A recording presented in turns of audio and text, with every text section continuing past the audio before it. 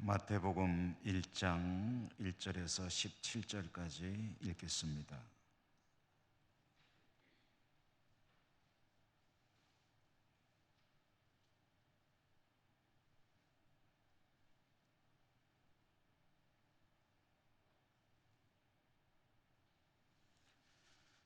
한 절씩 교독합니다.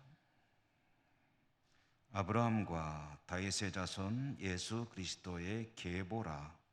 아브라함이 이삭을 낳고 이삭은 야곱을 낳고 야곱은 유다와 그의 형제들을 낳고 유다는 다말에게서 베레스와 세라를 낳고 베레스는 헤스론을 낳고 헤스론은 람을 낳고 람은 아비나답을 낳고 아비나답은 나손을 낳고 나손은 살몬을 낳고 살몬은 라합에게서 보아스를 낳고 보아스는 룻에게서 오벳을 낳고 오벳은 이새를 낳고 이새는 다윗 왕을 낳으니라.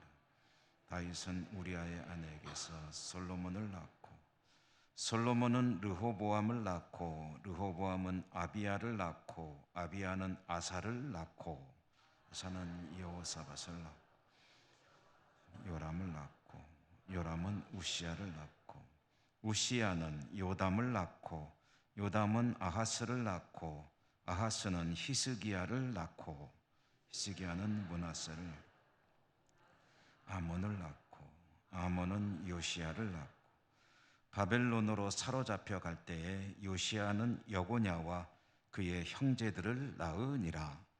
바벨론으로 사로잡혀 간 후에 여고냐는 스알디엘을 낳고 스알디엘은 스룹바벨을 낳고 스룹바벨은 아비훗을 낳고 아비훗은 엘리야김을 낳고 엘리야김은 아소르를 낳고 아소르는 사독을 낳고 사독은 아킴을 낳고 아킴은 엘리훗을 낳고 엘리훗은 엘르아살을 낳고 엘르아살은 mat단을 낳고 mat단은 야곱을 낳고 야곱은 마리아의 남편 요셉을 낳았으니 마리아에게서 그리스도라 칭하는 예수가 나시니라. 그런즉 모든 대수가 아브라함부터 다윗까지 14대요 다윗부터 바벨론으로 사로잡혀 갈 때까지 14대요 바벨론으로 사로잡혀 간 후부터 그리스도까지 14대더라. 아멘. 주님 은혜가 여러분과 함께 하시기를 기원합니다. 지난 수요일은 제가 총회를 가느라고 여러분과 함께 수요 예배를 못 드렸고요. 그 전주까지 구약 성경 읽기를 말라기의 마지막 부분을 읽음으로써 매듭을 지었습니다. 그리고 말씀드린 대로 오늘부터는 신약 성경을 읽도록 하겠습니다. 구약 성경 말라기 이후에 예수님 등장하시기까지 그 기간이 약 한 400년 정도로 봅니다. 말라기 선지자를 통해서 말씀하신 하나님, 그 하나님께서 그 뒤로는 선지자를 보내시지 않는 거예요. 말씀을 안 하시는 겁니다. 그러다가 세례 요한이 등장하고 예수님이 탄생하시고 하는 그 때까지 그 기간이 약 한 400년 정도 된다라는 이야기입니다. 그러니까 성경으로 보면 400년 정도의 공백기가 있는 거죠. 그리고 이제 신약 성경으로 넘어가게 되면 신약 성경의 첫 번째 책인 마태복음에 시작되는 대목이 오늘 우리가 읽었죠. 아브라함으로부터 예수님까지의 족보, 계보를 소개하면서 말씀이 시작되고 있습니다. 아브라함과 다윗의 자손 예수 그리스도의 계보라. 이 말씀이 과거 개역 한글 성경에서는 아브라함과 다윗의 자손 예수 그리스도의 세계라 라고 이제 번역이 되어 있었습니다. 그래서 흔히 세계라는 말을 오해들을 해가지고 세계, 세상, 아브라함과 예수 그리스도의 세상 뭐 그런 뜻으로 이해하는 그런 촌국도 있었는데요. 여기서 세계라는 말은 이 세상, 이 땅이라는 의미가 아니고 예수님의 혈통, 계통에 관한, 즉 족보에 관한 이야기다라는 그런 뜻이었습니다. 오늘 본문 신약 성경이 시작되는 이 마태복음의 첫 대목에 보면 예수님의 족보를 소개함으로써 이 말씀이 시작되고 있습니다. 그리고 성경을 읽노라면 여러분 많이 보시죠? 특별히 구약 성경에 보면 족보가 많이 나오는 것을 볼 수가 있습니다. 예컨대 구약 성경 창세기에 보면 아담 이후에 인류의 계보가 아주 상세하게 여러 차례 나오는 것을 보게 되죠. 또 어떤 인물을 소개할 때 그 사람의 조상을 거꾸로 아무개의 아들이고 아무개의 손자고 아무개의 현손이고 우리 조상들을 거꾸로 막 올라가는데 보통 4대, 5대까지 올라가는 경우가 흔하고요. 그리고 에스라라고 하는 사람 있죠. 에스라라고 하는 사람을 소개할 때는 우리가 읽어 나온 성경인데 에스라를 소개할 때는 그 조상을 16대까지 거슬러 올라갑니다. 에스라는 누구의 아들이고 누구의 손자고 그 위의 조상은 누구고 그 위의 조상은 누구고 그 위의 조상은 누구고 그 위의 조상은 누구고 해가지고 몇 대까지 거슬러 올라가냐면 16대까지 거슬러 올라가는데 16대 조상이 누구냐면 바로 모세의 형인 아론, 대제사장 아론의 후손이었더라 라는 이야기를 들려줍니다. 그러므로 이렇게 어떤 인물을 소개함에 있어서 그 사람의 족보를 낱낱이 파헤치는 것은 그 사람이 도대체 어떤 사람이냐 하는 것을 알게 해주는데 굉장히 중요한 기초적인 자료가 됩니다. 어떤 집안에 누구의 몇 대째 자손이다 라는 이야기. 그러니까 여러분 대제사장 아론의 16대 손이다 하니까 벌써 에스라라고 하는 인물이 어떤 인물인지 딱 감이 잡히잖아요. 예수님의 족보를 소개하는 것도 예수님이라는 분이 말하자면 이스라엘 민족의 혈통 가운데서 어떤 인물이냐 하는 것을 이제 소개하기 위해서 그 조상까지 쭉 거슬러 올라가는데 어디까지 거슬러 올라갔냐면은 마태복음에서는 아브라함까지 올라가는데요. 누가복음에서는 한술 더 뜨죠. 그래가지고 아담으로부터 이제 하나님으로부터 이제 시작이 된 혈통이다 하는 것을 이야기를 하고 있는 것을 볼 수 있습니다. 예수님이 어떤 분이냐? 신약 성경은 이제 예수님의 이야기인데 예수님이 어떤 분이냐 하면은 그분은 아브라함과 다윗의 자손이다라는 것을 강조하고 있는 것이죠. 수많은 조상들이 있습니다. 혈통을 따져보면 뒤에 말씀드리겠습니다만은 42대, 아브라함으로부터 예수님까지 42대인데 42대의 조상들 가운데 아브라함과 다윗이라는 두 사람을 성경은 계시하고 꼭 집어서 이야기하고 있습니다. 수많은 사람들이 조상들이 있는데 성경이 굳이 이 두 사람을 강조해서 예수님의 혈통은 아브라함과 다윗의 혈통이다 라고 말하는 것은 거기에 어떤 뜻이 있겠죠. 어떤 의미가 있겠죠. 그렇습니다. 이 아브라함과 다윗 이 두 사람은 주목해야 될 이유가 있고 또 이 두 사람에게는 공통점이 있습니다. 그것은 뭐냐면 이 두 사람에게는 하나님께서 주신 특별한 약속이 있는 사람들입니다. 언약이 있다는 거죠. 아브라함이 그렇고 다윗이 그렇습니다. 여러분 너무 잘 아시죠? 아브라함에게는 하나님께서 어떤 약속을 주셨습니까?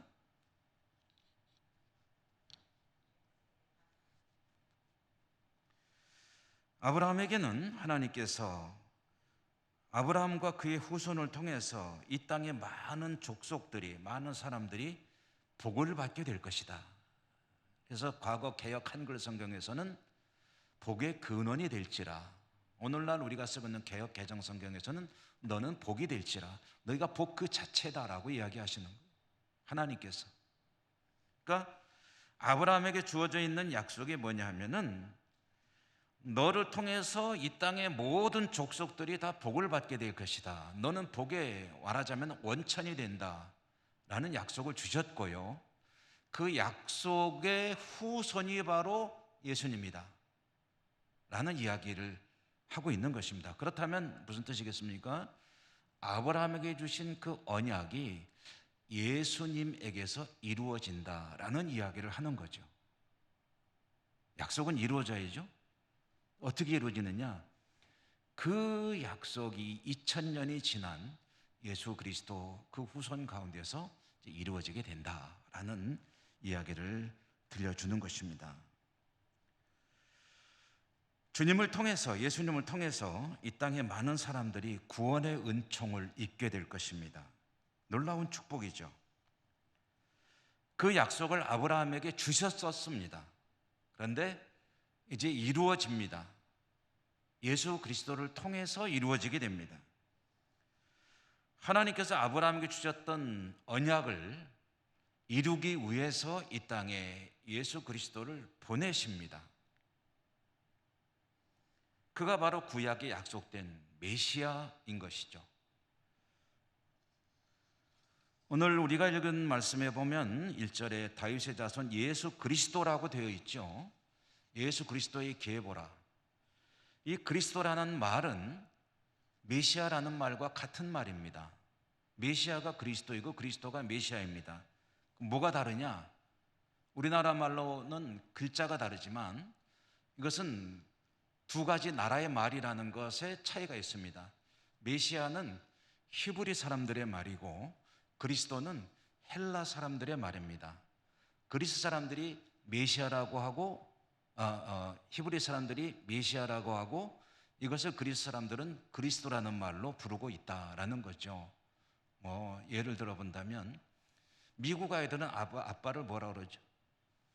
우리나라 아이들은 아버지를 아빠라고 그러죠. 근데 미국 아이들은 뭐라 그러죠?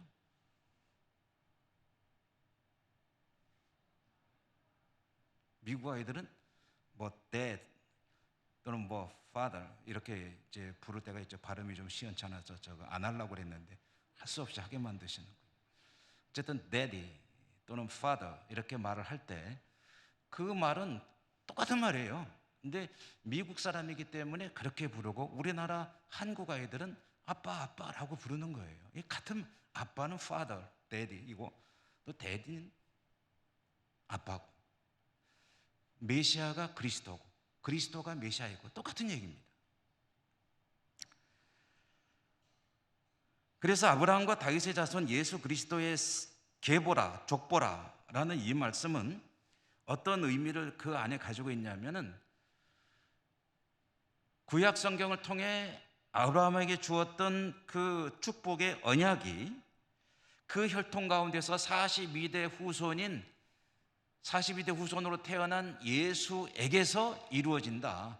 그가 바로 구약 성경에 약속된 메시아이다. 그가 그리스도이다 라는 이야기를 이 마태복음 1장 1절이 이제 선언하면서 이 신약 성경의 이야기가 시작이 되고 있다는 말씀입니다.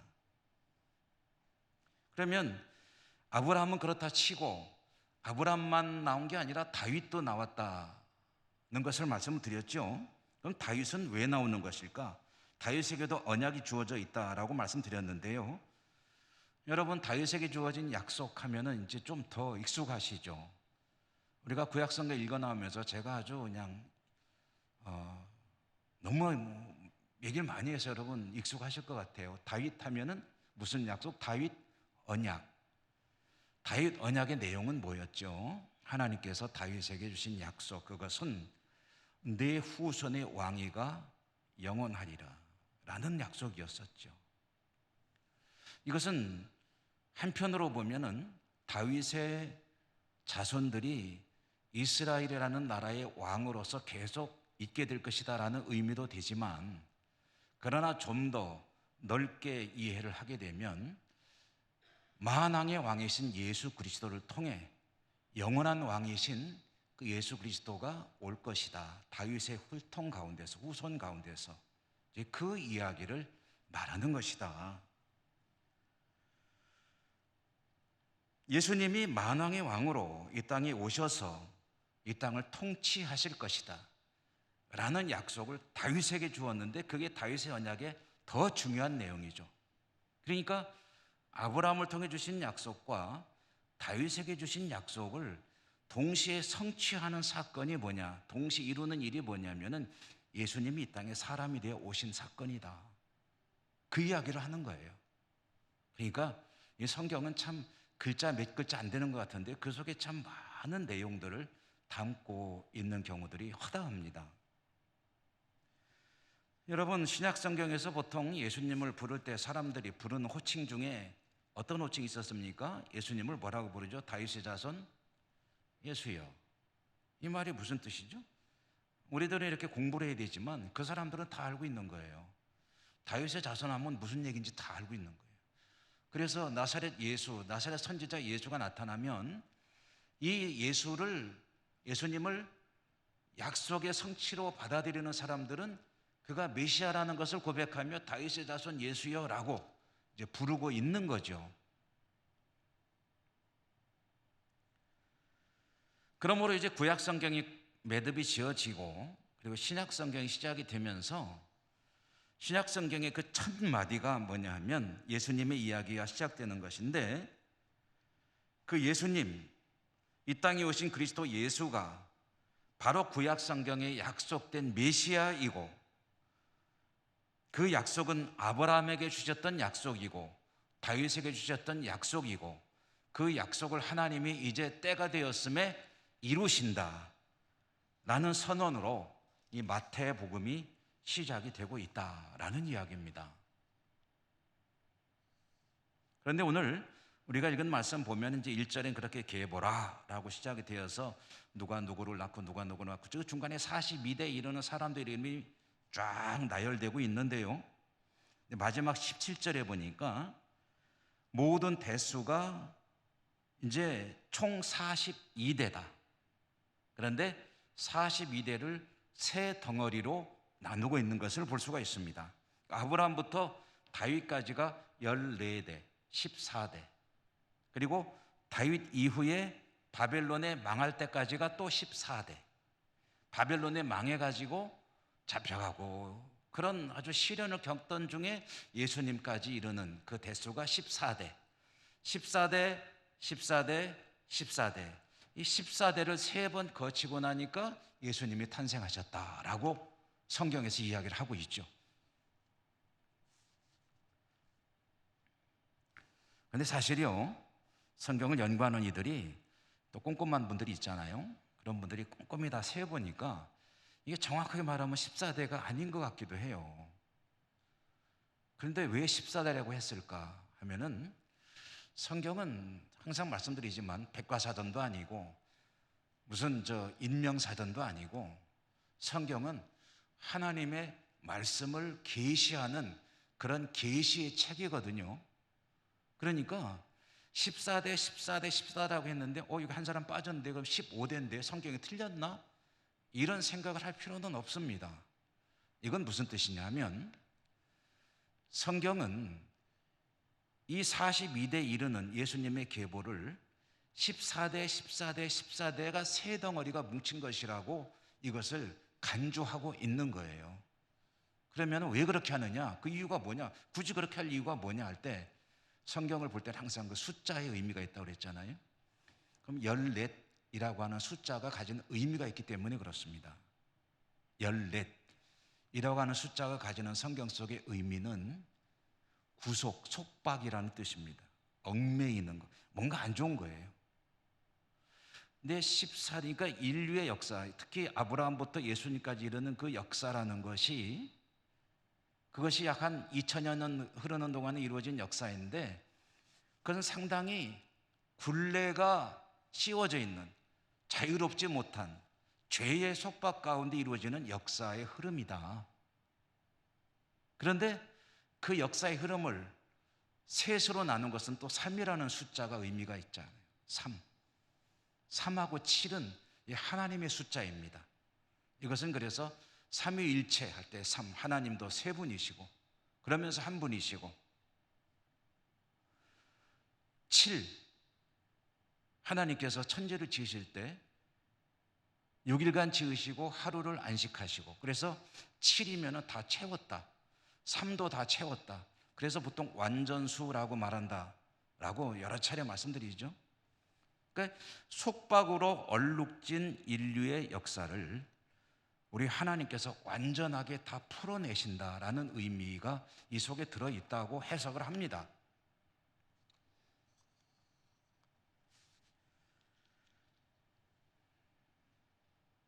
자, 뭐 그 얘기는 그 정도 하고요. 오늘 제가 여러분과 조금 더 나누고 싶은 이야기는 이 14대, 14대, 14대 세 덩어리인데 1번 14대, 2번 14대에는 우리가 잘 아는 이름들이 쭉 나옵니다. 아브라함 잘 알잖아요.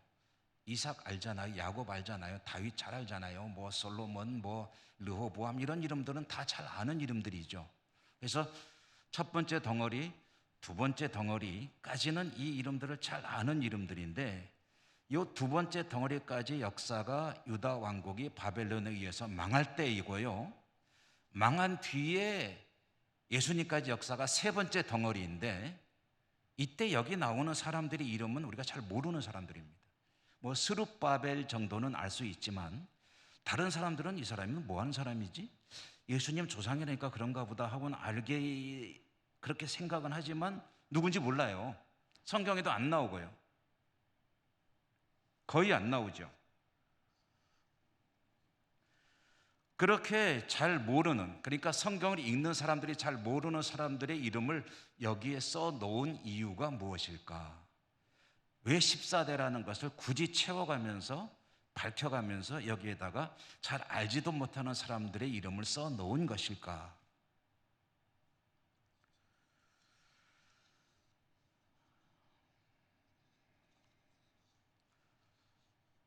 구약 성경에서 유다 왕국이 바벨론에 의해서 망하고요, 백성들이 포로로 끌려갔다가 다시 포로에서 해방돼서 유다 왕국 자기들의 고향 예루살렘으로 돌아오게 되고, 그 이후에 예수님 탄생하시기까지의 역사 중에서 우리는 에스라 느헤미야의 이야기는 알고 있지만 그 뒤에 말라기 이후의 400년간의 역사는 사실 거의 알지 못합니다. 물론 자료가 없는 건 아니에요. 그렇지만 성경에는 안 나옵니다. 그렇기 때문에 성경을 통해서, 다시 말해서 하나님이 그 시기에 대해서는 말씀을 안 하세요. 그래서 이 시기를 보통 부르는 호칭이 있는데, 구약 성경이 끝나고 신약 성경이 시작되기 전에 그 사이잖아요. 그 사이이기 때문에 이 시기를 보통 뭐라고 부르냐면은 신구약 중간기라고 부릅니다. 저는 이름이 좀 한때는 좀 못마땅하게 생각이 됐어요. 왜냐하면 이제 질서를 좀 중요시해서 생각해서 그런가 봐요. 제 성격이 질서를 중요하게 여겨서 그런지 구약이 먼저 나오잖아요. 구약과 신약의 중간 시대니까 구신약 중간기 해야 되는데 왜 신구약 중간기라고 했을까라는 게 의문이 생기더라고요. 그런데 학자들이 그렇게 불렀을 텐데, 근데 아무래도 구신약 중간기보다는 신구약 중간기가 발음이 좀 난 것 같아요. 어감이 좀 난 것 같아요. 그래서 아마 그렇게 부르지 않았겠느냐 생각이 되긴 하는데요. 어쨌든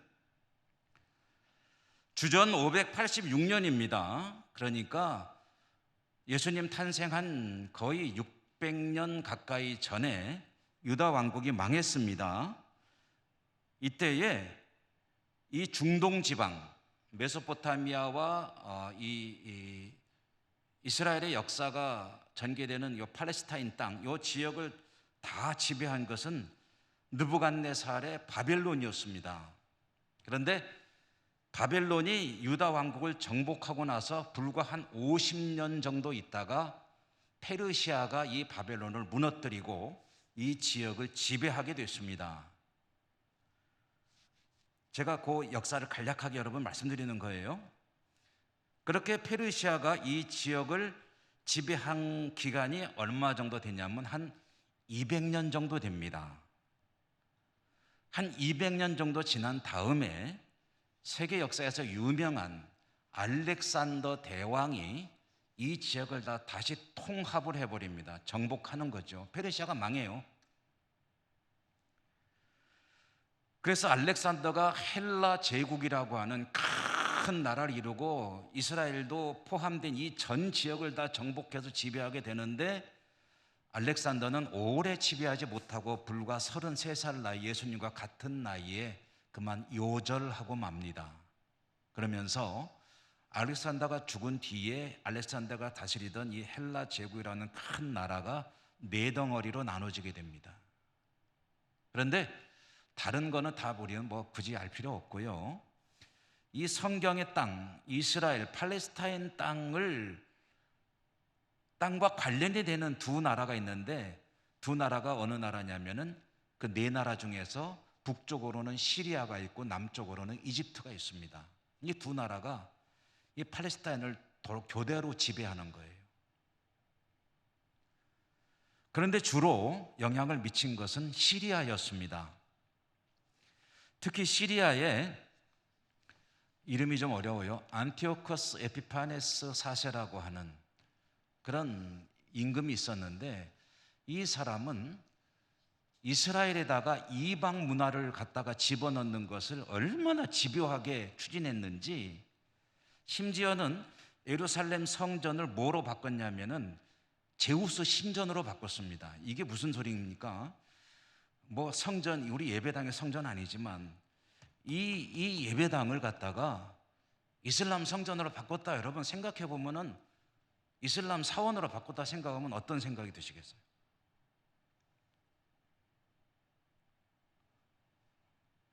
지금 우리가 가끔 그런 이야기 듣잖아요. 유럽에 가봤더니 옛날에 유서 깊은 예배당이 매각이 돼가지고 무슨 술집이 됐더라, 무슨 관광 무슨 코스가 됐더라, 이런 얘기 들으면 가슴이 아프잖아요. 우리나라에서도요, 한동안 예배당을 크게 짓는 것이 유행이어가지고 무리해서 예배당을 짓다가 부도가 난 그런 교회들이 몇 군데가 있습니다. 그러면 예배당을 수백억을 들여서 짓고 그게 성도들의 헌금으로 충당이 안 되면 부도가 나잖아요. 그럼 그걸 어떻게 하냐면 그걸 경매 처분하는 거예요, 예배당을. 근데 그렇게 경매 처분할 경우에 그 예배당을 누가 노리고 들어오냐면은 이단들이 많이 들어옵니다. 우리가 잘 알고 있는 무슨 신천지니 뭐니 이런 단체들이 그 돈이 많은가 봐요. 그래가지고 자기들 이름으로 하면은 이제 안 되니까 겸허하게 무슨 문화단체, 무슨 봉사단체 아니면 다른 이름을 해가지고 들어와서 그 예배당을 경매를 낙찰을 받는 거예요. 그래가지고 나중에 교회가 그걸 알게 되고 절대 아무리 저기 해도 여기다가는 팔 수 없다 가지고 막 소송이 벌어지고 그런 경우들이 비일비재합니다. 지금 오늘 주제랑은 상관없는 이야기니까 넘어갑니다. 어쨌든 이렇게 안티오커스 에피파네스 4세라고 하는 사람이 예루살렘 성전을 제우스 신전으로 만들고 거기서 돼지를 잡아. 돼지는 부정한 짐승이니까 그 성전에 가져오면 안 되잖아요. 근데 돼지를 잡아서 돼지 피로 성전을 오염시키고, 그리고 거룩한 경건한 이스라엘 백성들을 잡아다가 돼지고기를 성전에서 억지로 먹이고, 안 먹으면 기름에 튀겨 죽이고, 그런 만행을 저지르는 거예요. 그게 시리아의 안티오커스 에피파네스라고 하는, 그래서 그 사람의 별명이 미치광입니다. 미치광이 안티오커스. 어쨌든 이렇게 시리아로부터 시련을 받던 이스라엘이 드디어 참지 못하고 민중 봉기를 일으켜서 잠시나마 자치정부를 세웠던 때가 있습니다. 한 100년 정도 독립을 해서 자치정부를 세우고 이제 국권을 잠시 되찾는 시기가 있는데, 그때 그 나라, 여러분 기억은 안 하셔도 돼요. 대충 이렇게 그렇게 됐구나 하는 것만 이해하십시오. 하스모니안 왕조라고 하는 그런 나라가 이제 100년 정도 지속이 되다가 이 모든 것을 한꺼번에 잠재우는 강력한 제국이 나타나는 거예요. 그게 누구겠습니까? 뭐 시리아, 이집트고 뭐고 하스모니안이고 뭐고 다 필요 없다. 싹쓸이하는 그런 나라가 나타나는데, 그게 바로 로마 제국입니다. 로마 제국. 로마의 폼페이우스라고 하는 장군이 있는데, 이 폼페이우스 장군이 주전 63년에 이 팔레스타인을 정복을 했습니다. 그렇게 해서 이 이스라엘은 이제 로마의 지배하에 들어가게 됩니다. 그리고 폼페이우스의 한참 뒤를 이어서 유명한 장군인 옥타비아누스라고 하는 사람이 이제 황제가 돼요, 로마에. 그래서 이 사람이 누구냐면은 성경에 누가복음에 나오는 아구스도라고 하는 황제가 바로 이 옥타비아누스입니다. 아구스도가 황제가 되면서 그때에 에돔 족속 출신인 헤롯이라고 하는 사람이 있는데, 이 헤롯이 정치적인 감각이 아주 탁월한 사람이에요. 출세하는 쪽으로 눈이 밝은 사람. 그래서 옥타비아누스에게 달려가서 그 바짓가랑이를 붙들고 늘어졌습니다. 원래는 옥타비아누스 쪽이 아니었는데 탁 보니까 대세가 이쪽으로 기우니까 그 사람한테 달려가가지고 있는 충성을 다하면서 뭘 받아냈냐면은 이 팔레스타인의 제후 직위를 받아냈습니다. 제후인데 이걸 성경에서 보통 부를 때는 분봉왕이라고 하죠. 분봉왕. 제후입니다. 제후. 그래서 헤롯이 에돔 출신인데 이 팔레스타인 땅을 다스리는 왕이 돼가지고 와서 정권을 잡고 지배하기 시작하는 거예요. 그렇게 헤롯이 팔레스타인을 지배하게 되니까 백성들이 좋아할까요? 안 좋아할까요? 이왕이면 같은 유대인이라면 조금 그래도 낫을 텐데 이 에돔 족속이거든요. 그러니까 백성들이 다 싫어하고 인기도 없어요. 인기 없는 뭐 대통령 뭐 그런 걸 한번 생각해 보십시오. 인기 없는 지배자. 그러니까 헤롯은 백성들이 인기를 얻기 위해서 나름대로 노력했습니다. 그 대표적인 작품이 뭐냐면, 여러분 우리 성전 얘기 나눴잖아요. 솔로몬이 성전을 지었다가 무너지고 그 다음에 바벨론의 포로로 갔던 사람들이 돌아왔는데 스룹바벨을 중심으로 성전을 재건했는데 오래된 원로들이 보니까 솔로몬 성전보다 너무 초라해가지고 눈물을 흘렸다. 성전 다 완공했을 때. 그런 이야기 여러분 기억나시죠? 기억 안 나셔도 괜찮습니다. 기억 안 나시는 게 때로는 감사할 때도 있어요. 그렇게 스룹바벨 성전을 지었지만 너무 초라해요. 헤롯은 이 백성들의 영적인 고향, 정서적인 고향 뭐 이런 걸 다 생각을 하기도 했지만은 백성들에게 인기를 얻기 위해서 뭘 했냐면 그 이 스룹바벨 성전을 리모델링을 했습니다. 리모델링 하는데 규모도 엄청나게 키우고 거기에다 갖다 그냥 황금으로 도배를 했어요.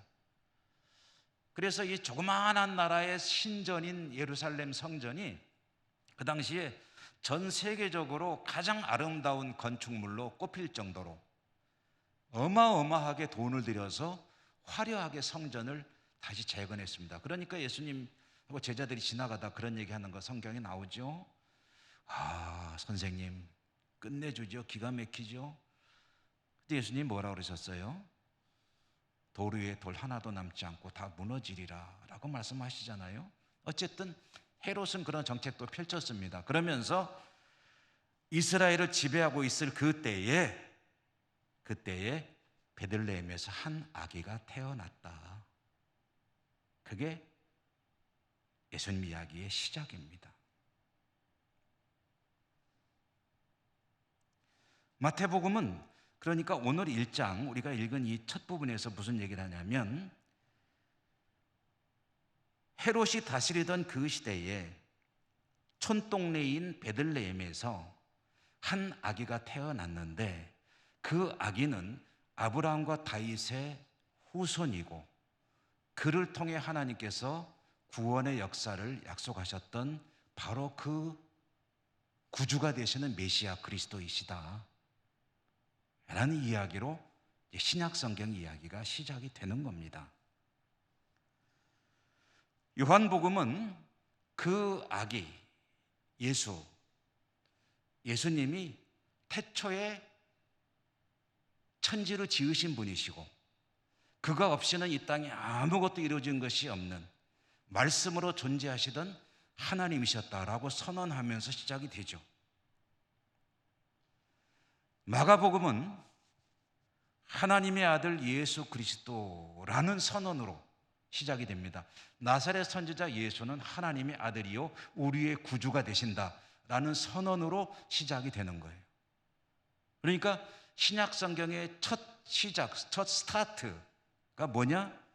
이 땅에 오신 그리스도 예수, 그는 약속의 성취이시고 그는 태초부터 그 전부터 계시던 하나님의 아들이시고 하나님이시고 창조주이시고 말씀으로 계시던 분이시고 이 땅에 오신 그분이 바로 하나님의 아들 메시아 그리스도이시다. 할렐루야.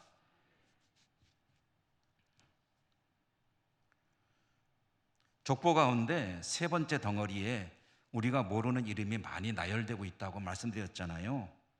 이름 모르는데 뭐하러 그렇게 나열하셨을까 하는 생각을 해보게 되는데, 여러분 모르는 이름을 나열했다는 것이 무슨 의미가 있을까 하고 제가 좀 이 대목을 가지고 묵상을 좀 하다 보니까 이런 생각이 들어요.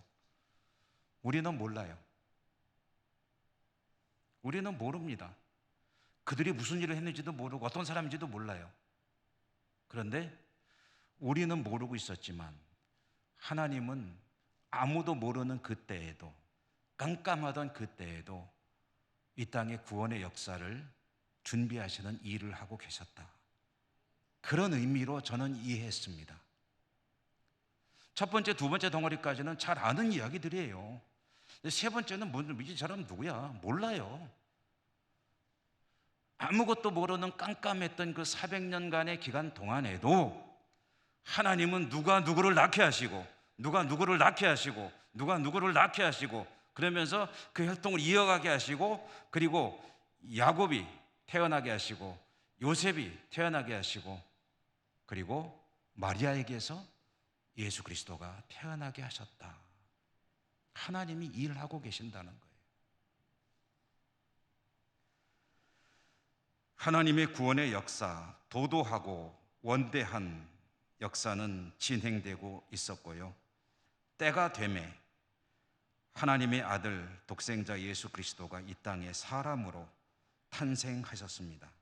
우리는 앞으로 그 이야기를, 복음서는 주로 누가복음을 중심으로 읽을 겁니다. 그렇지만 누가복음만 보는 건 아니고 다른 복음서를 같이 섞어가면서 보고요. 그다음 예수님 이야기, 부활 승천이 하신 후에 교회 이야기로 넘어가게 되면 사도행전을 중심으로 여러 서신서들을 같이 섞어가면서 이 신약의 역사 흐름을 따라 전체적으로 성경을 읽어나가려고 합니다. 여러분 열심히 수요예배 참석하시면서 이 성경의 전체적인 흐름을 잘 꿰어 여러분의 성경적인 그런 바탕을 튼튼하게 하는 그 은혜가 있기를 바랍니다. 구슬이 서말이라도 꿰어야 그게 보물이 되는 겁니다. 성경을 이와 같이 체계적으로 함께 읽어나갈 수 있는 귀한 기회에 여러분의 많은 참여가 있기를 바랍니다. 기도하겠습니다. 은혜로우신 하나님, 하나님의 은혜로 축복으로 신약 성경을 읽어나가게 됩니다. 저희들이 선택하여 읽는 이 동안에 하나님의 구원의 역사를 잘 깨달아 알고 하나님 앞에 더욱 말씀 신앙으로 바로 서서 하나님 영광 위에 복되게 살아가는 저희 모두가 될 수 있도록 은혜 더하여 주시옵소서. 축복하여 주시옵소서. 예수님 이름으로 감사하고 기도드립니다. 아멘.